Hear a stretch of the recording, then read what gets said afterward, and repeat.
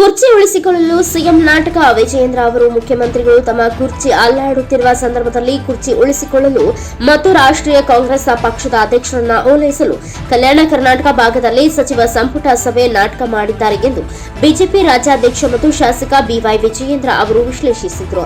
ಕಲಬುರಗಿಯಲ್ಲಿ ಇಂದು ಮಾಧ್ಯಮ ಪ್ರತಿನಿಧಿಗಳ ಜೊತೆ ಮಾತನಾಡಿದ ಅವರು, ನಿನ್ನೆ ಆಗಿರುವ ಸಚಿವ ಸಂಪುಟ ಸಭೆಯಿಂದ ಈ ಭಾಗದ ಅಭಿವೃದ್ಧಿಯಾಗಲು ಸಾಧ್ಯವಿಲ್ಲ.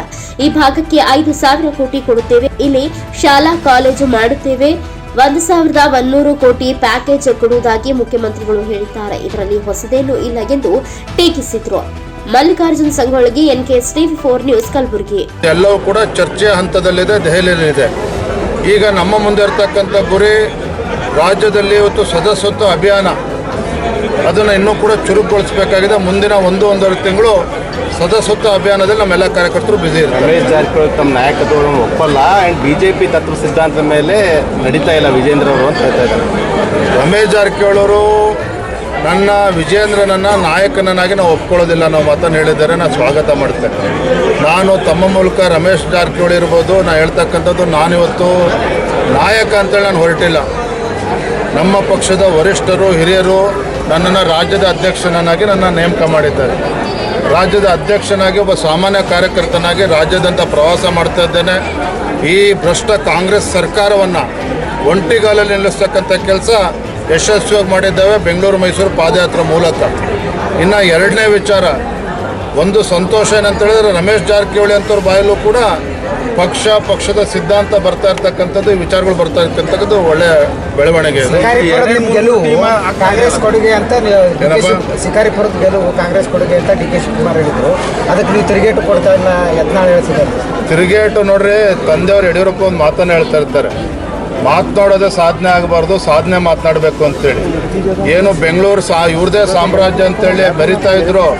ಬೆಂಗಳೂರು ಗ್ರಾಮೀಣ ಲೋಕಸಭಾ ಕ್ಷೇತ್ರದಲ್ಲಿ BJP ಬಾವುಟನ ಹಾರಿಸಿದ್ದೇವೆ.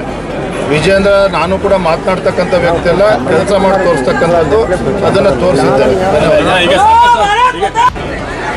5,000 ಕೋಟಿಯನ್ನು ಕೊಡ್ತೇವೆ, ಮತ್ತು ಇಲ್ಲಿ ಶಾಲಾ ಕಾಲೇಜುಗಳನ್ನು ಮಾಡ್ತೇವೆ, 1,100 ಕೋಟಿ ರೂಪಾಯಿನ ಪ್ಯಾಕೇಜನ್ನು ಕೊಡ್ತೇವೆ, ಇವೆಲ್ಲವನ್ನು ಕೂಡ ಹೇಳಿದ್ದಾರೆ. ಇದು ಯಾವುದರಲ್ಲೂ ಕೂಡ ಹೊಸದೇನಿಲ್ಲ. 1 ವರ್ಷದ ಕೆಳಗೆ ಬಂದಾಗಲೂ ಕೂಡ ಇದೇ ಮಾತುಗಳನ್ನು ಹೇಳಿದರು. ಆದರೆ ಯಾವುದೇ ಪ್ರಯೋಜನವೂ ಕೂಡ ಆಗಿಲ್ಲ. ಹಿಂದೆ ಯಡಿಯೂರಪ್ಪನವರು ಮುಖ್ಯಮಂತ್ರಿಗಳಿದ್ದಾಗ 1,500 ಕೋಟಿಯನ್ನು ಕೊಟ್ಟಿದ್ದರು ಹೈದರಾಬಾದ್ ಕರ್ನಾಟಕ ಕಲ್ಯಾಣ ಕರ್ನಾಟಕ ಅಭಿವೃದ್ಧಿಗೆ. ತದನಂತರದಲ್ಲಿ ಬಸವರಾಜ ಬೊಮ್ಮಾಯಿಯವರು ಬಂದ ಮೇಲೆ 3,000 ಕೋಟಿ ಮತ್ತು ಬಜೆಟಲ್ಲಿ 5,000 ಕೋಟಿಯನ್ನು ಘೋಷಣೆ ಮಾಡಿದ್ವಿ BJP ಸರ್ಕಾರ ಇದ್ದಾಗ. ಅದನ್ನೇ ನಿನ್ನೆ ಪುನರುಚ್ಚಾರ ಮಾಡಿದ್ದಾರೆ ಹೊರತು ಸಿದ್ದರಾಮಯ್ಯನವರು ಇನ್ಯಾವುದೇ ಹೊಸ ವಿಚಾರಗಳನ್ನು ಹೇಳಿಲ್ಲ.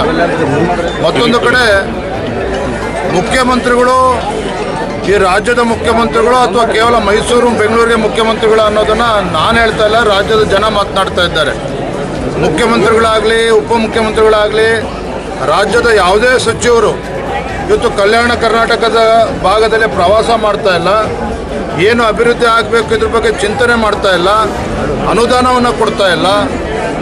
ಕೇವಲ ಚುನಾವಣೆಗೆ ಬಂದಾಗ ಭಾಷಣ ಮಾಡ್ತಕ್ಕಂಥದ್ದು ಇಷ್ಟಕ್ಕೆ ಸೀಮಿತ ಆಗಿದೆ ಹೊರತು ನಿನ್ನೆ ಆಗಿರ್ತಕ್ಕಂಥ ಸಚಿವ ಸಂಪುಟದ ಸಭೆ ಇದರಿಂದ ಯಾವುದೇ ಒಂದು ಈ ಭಾಗದ ಅಭಿವೃದ್ಧಿ ಆಗೋದಕ್ಕೆ ಸಾಧ್ಯ ಇಲ್ಲ.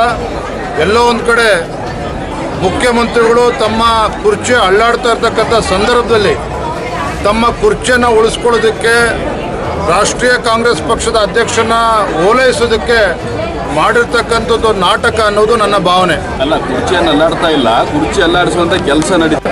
Thank you. ಹೇಳಿದ್ದಾರೆ, ನಿನ್ನೆ ಕೂಡ ಅವ್ರಿಗೂ ಹೇಳಿದ್ದಾರೆ. DK ಶಿವಕುಮಾರ್ ಅವರಿಗೆ, RV ದೇಶಪಾಂಡೆ ಅವರಿಗೆ, ಯಾರ್ಯಾರು ನಾನು ಮುಖ್ಯಮಂತ್ರಿ ಆಕಾಂಕ್ಷೆ, ನಾನು ಸೀನಿಯರ್ ಇದ್ದೇನೆ, ಜೂನಿಯರ್ ಇದ್ದೇನೆ ಅಂತೇಳಿ ಹೇಳಿಕೆಗಳನ್ನು ಕೊಡ್ತಾ ಇದ್ದಾರೆ. ಅವ್ರಿಗೆ ತಾವು ಈ ಪ್ರಶ್ನೆನ ಕೇಳೋಣ. ಯಾರು ಹೇಳಿರ್ತಕ್ಕಂಥ ಹೇಳಿರೋದು ಯಾರಿಗೂ ಹೇಳಕ್ ಹೋಗ್ಬೇಡಿ. DK ಶಿವಕುಮಾರ್ ಅವ್ರ ಬಗ್ಗೆ ಹೇಳಿರೋದು ಎಲ್ಲೂ ಮಾತಾಡಕ್ ಹೋಗ್ಬೇಡಿ. ಹೇಳಿ ಮತ್ತೆ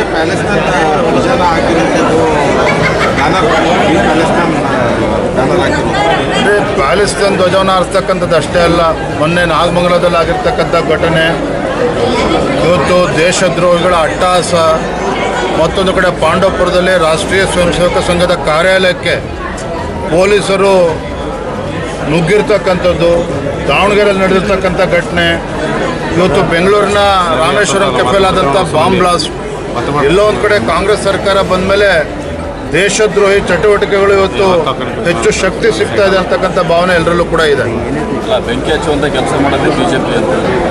ಬೆಂಕಿ ಹಚ್ಚಿಸ್ಕೊಳ್ತಾ ಇರೋರು ಹಚ್ತಾ ಇರತಕ್ಕಂಥ ಎರಡೂ ಕೂಡ ಕಾಂಗ್ರೆಸ್ ಪಕ್ಷದವರೇ. ಇವತ್ತು ನಾಗಮಂಗಲದಲ್ಲಿ ಕೆಲವು ಅಲ್ಪಸಂಖ್ಯಾತ ಗುಂಡಾಗಳು ಏನು ಹಿಂದೂಗಳ ಅಂಗಡಿಗಳಿಗೆ ನುಗ್ಗಿ ಬೆಂಕಿ ಎತ್ತಕ್ಕಂಥ ಸಂದರ್ಭದಲ್ಲಿ ಅಲ್ಲಿರ್ತಕ್ಕಂಥ ಪೊಲೀಸರು ಕೈಕಟ್ಕೊಂಡು ಕುಳಿತಿದ್ರು ಅಂತ ಹೇಳಿದ್ರೆ ಯಾವುದು ಹೊಣೆಗಾರರು? ಗೃಹ ಸಚಿವರು ಹೇಳ್ತಾರೆ ಯಾವುದೋ ಒಂದು ಸಣ್ಣ ಘಟನೆ ನಡೆದಿದೆ ಅಂತ ಹೇಳ್ತಾರೆ.